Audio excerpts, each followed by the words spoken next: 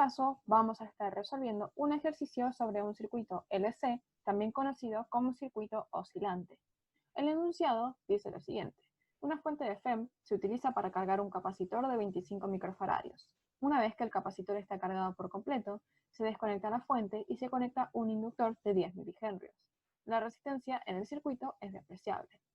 A determine la frecuencia y el periodo de oscilación del circuito. B determine la carga máxima en el capacitor y la corriente máxima en el circuito. C obtenga la carga del capacitor y la corriente en el circuito 1,2 milisegundos después de haber conectado el inductor y el capacitor. D determine las energías eléctrica y magnética en T igual a 0 y E determine las energías eléctrica y magnética en T igual a 1,2 milisegundos. Vamos a entender de qué se trata este problema.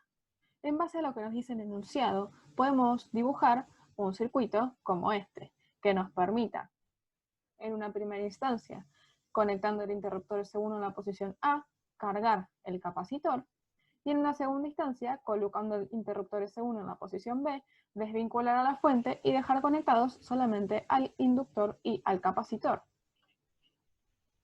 De esta forma, podríamos simplificar ambos circuitos y tendríamos, en el caso en el que S1 está en la posición A, un circuito de este tipo, que utilizamos para cargar el capacitor, y en el caso en el cual S1 está en la posición B, un circuito de este tipo, que es justamente nuestro circuito oscilante de tipo LC, con el cual vamos a estar trabajando en todo el problema.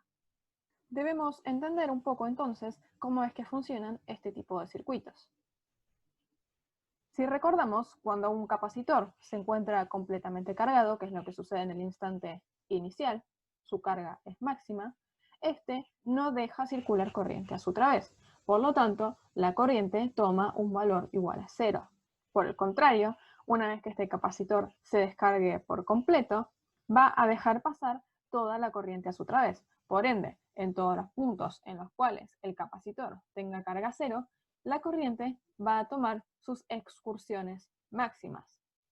El hecho de que algunos valores sean negativos y otros sean positivos tiene que ver con el sentido en el cual está circulando la corriente en el circuito en ese momento. Posteriormente vamos a analizar un poco más qué es lo que sucede con respecto a la energía almacenada en estos dos dispositivos a medida que avanza el tiempo. Algo que es importante recordar es que, como lo dice el enunciado, la resistencia en este circuito es despreciable.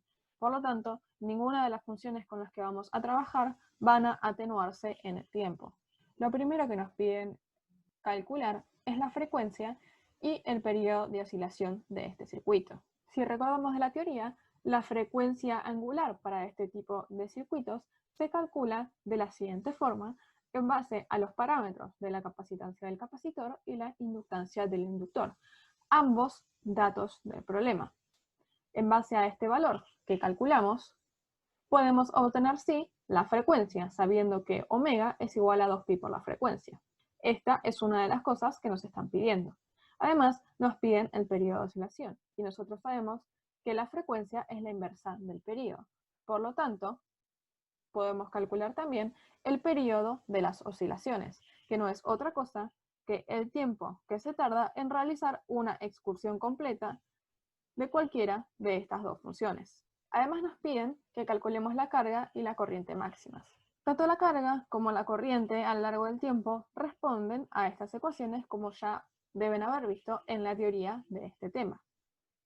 En ambos casos tenemos como amplitud de estas funciones a los valores máximos, que son los que están detallados en línea punteada. Por lo tanto, lo que debemos hallar son las amplitudes de estas funciones. Si recordamos, nosotros cargamos al capacitor usando una fuente de FEM. Por ende, la carga que pueda tener almacenado en el instante inicial ese capacitor, que se corresponde con la carga máxima, va a depender tanto de la capacidad del dispositivo como de la diferencia de potencial que le estuviera imponiendo la fuente de FEM cuando lo cargamos. Entonces, de esta forma podemos calcular la carga máxima.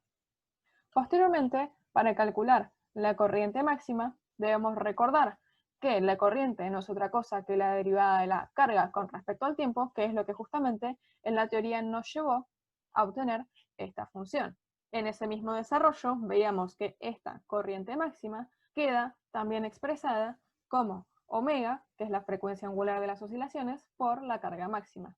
Y de esta forma, como ya hemos calculado omega y la carga máxima, podemos calcular la amplitud de esta corriente. Anteriormente nos piden que calculemos carga y corriente, pero ya no en cuanto a sus valores máximos, sino sus valores en un instante de tiempo determinado. Para eso, lo que vamos a hacer es trabajar con estas funciones dependientes del tiempo y reemplazar los valores que correspondan.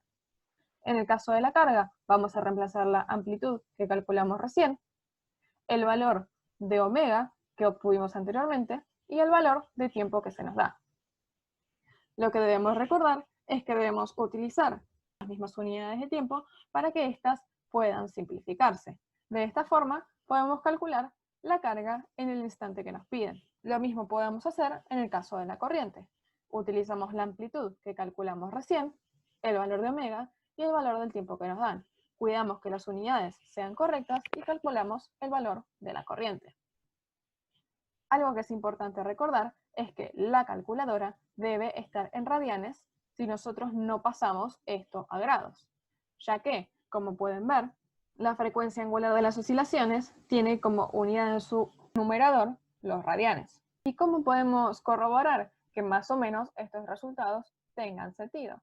Bueno, muy fácil, como tenemos graficadas las funciones desde t igual 0, con la condición que se nos dio de que el capacitor estaba completamente cargado en ese momento, y conocemos el periodo del inciso anterior, podemos fijarnos si el tiempo que se nos da es mayor o menor a un periodo. En este caso, es un poco menor que medio periodo. Entonces, si nos ubicamos un poco antes que medio periodo, la carga debería darnos un valor negativo y la corriente también un valor negativo. Y es exactamente lo que está ocurriendo aquí. Si desean, pueden hacer estas mismas gráficas en Excel, cargando primero como datos las amplitudes de ambas funciones y el valor de omega. Posteriormente, lo que hacen es generar una tabla en la que tengan distintos valores de tiempo, escriben esta función en el primer recuadro a la derecha del primer valor de tiempo y fijan los valores, en este caso, de carga y de omega. Y si lo hicieran en este caso, fijan los valores de corriente y omega. La t debe quedar libre para poder correr. De ahí directamente barren la función hacia abajo y pueden obtener gráficas de este tipo, que les permitan corroborar sus resultados. Si quieren que hagamos un video exclusivamente de eso, nos lo pueden dejar en comentarios. Ahora lo que se nos pide es calcular las energías eléctrica y magnética en el instante inicial. Si recordamos, en este instante el capacitor se encontraba completamente cargado y por lo tanto no se permitía la circulación de corriente. Entonces, la energía almacenada en el capacitor va a ser la máxima, ya que tiene su carga completa, y esta carga será la carga máxima, que es justamente la amplitud de la función carga que ya calculamos. Utilizando ese valor y la capacidad del capacitor, podemos calcular cuánta energía tiene almacenada. Posteriormente, también podríamos calcular la energía almacenada en el inductor. Pero sabemos también que en este instante inicial la corriente tiene un valor de 0. Por lo tanto, el inductor no va a estar almacenando nada de energía. Recordemos que estos dos valores representan a las funciones que vimos anteriormente, que tienen dependencia del tiempo, excepto en este caso particular, en el que ya sabemos que esta energía será máxima, y por ende podemos reemplazar aquí por la carga máxima. Representamos lo que está sucediendo en el instante inicial. La energía total del circuito está almacenada completamente en forma de energía eléctrica, dentro del campo eléctrico del capacitor. Y no estamos almacenando nada de energía en el inductor. Pero ¿qué sucede con las energías eléctrica y magnética en t igual 1,2 milisegundos? Bueno, aquí lo que hacemos es utilizar las funciones del tiempo y podemos o simplemente utilizar esta ecuación para la energía almacenada en el capacitor, calculando previamente la carga en el instante de 1,2 milisegundos, que de hecho ya la tenemos de un problema anterior, o directamente reemplazar aquí dentro toda la función y obtendríamos este tipo de expresión. Pueden hacerlo de cualquiera de las dos maneras y el resultado debe darles este mismo valor.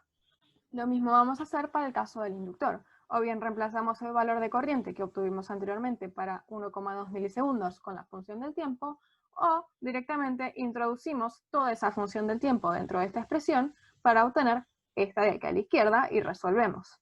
De las dos formas, el resultado debería darles este valor.